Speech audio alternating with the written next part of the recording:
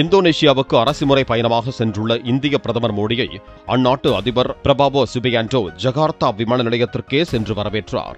முன்னதாக இந்தோனேஷிய வான் எல்லையில் நுழைந்தவுடன் பிரதமரின் விமானத்தின் உடனேயே இந்தோனேஷிய விமானப்படையின் F-16 சுகோய் 30 ஜெட் விமானங்கள் பறந்து வரவேற்றன.